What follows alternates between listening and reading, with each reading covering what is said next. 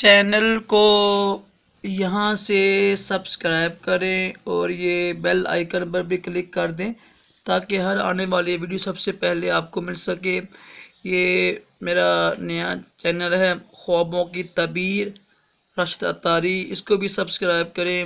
انشاءاللہ آپ کو بڑی اچھی باتیں ملیں گی۔ خوابوں کی تعبیریں میں انشاءاللہ پیش کروں گا۔ بسم اللہ الرحمن الرحیم، صلو علی الحبیب صلی اللہ علیہ محمد۔ راشد عطاری، خوابوں کی تعبیر۔ انشاءاللہ آج حدیث پاک سے میں ثابت کروں گا کہ خواب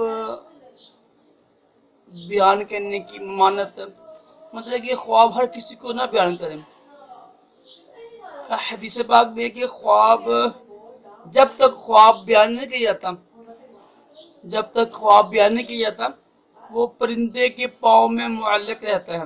جیسے پرندے کا پاؤں ہوتا ہے اس سے معلق رہتا ہے، ٹھیک ہے۔ تو جب خواب بیان ہو جاتا ہے تو وہ بھی واقعہ ہو جاتا ہے۔ تو ویسے بھی دیکھیں کہتے ہیں حدیث پاک میں ہے کہ صدقہ دینے سے عمر بڑھتی ہے، تو ہر چیز لکھی ہوئی ہے تقدیر میں۔ لیکن یہ تو نا خواب، دیکھو ایک شخص ابھی تک وہ خواب اسے بیان نہیں کیا تھا تو اس کی تعبیر، اس کی واقعہ نہیں ہوتی ہے۔ تو جب بیان کر دے گا تو بھی واقعہ ہو جائے گی، ٹھیک ہے۔ تو اس لیے خواب ہر کسی کو بیان مت کیا کریں۔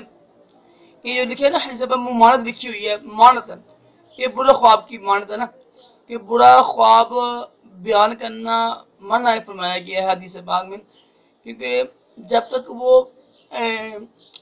بیان نہیں کیا جائے گا وہ پرندے کے پاؤں میں معلق رہے گا، اس کی تعبیر نہیں نہ ہوگی۔ تو اس لیے برے خواب میں اللہ تعالیٰ سے پناہ مانگے، توبہ کرے اور شیطان سے اللہ تعالیٰ کی پناہ مانگے، اس کو بیان نہ کریں۔ برے خواب کی بیان کی ممانعت اس لیے بیان کی ہے کہ وہ پرندے کے پاؤں میں معلق رہتا ہے، واقعہ نہیں ہوتا۔ اس لیے برا خواب بیان کرنے کی حدیث پاک کی ممانعت اس لیے فرمائی گئی ہے تاکہ وہ واقعہ نہ ہو، نقصان نہ ہو مسلمان کو۔ اس لیے اور اچھا خواب بیان کرنا چاہیے، اچھے خواب بیان کرنا سنت و مبارکہ بھی ہے۔ برے خواب کی ممانعت ہے، برا خواب کسی کو بھی نہ بیان کیا جائے۔ امید ہے کہ آپ کو یہ معلومات اچھی لگی ہوگی۔ ویڈیو کو لائک کریں، شیئر کریں۔ اللہ تعالی ہم سب کو برے خوابوں سے محفوظ رکھے اور دونوں جہانوں کی بلائیاں عطا کرے۔ اللہ حافظ۔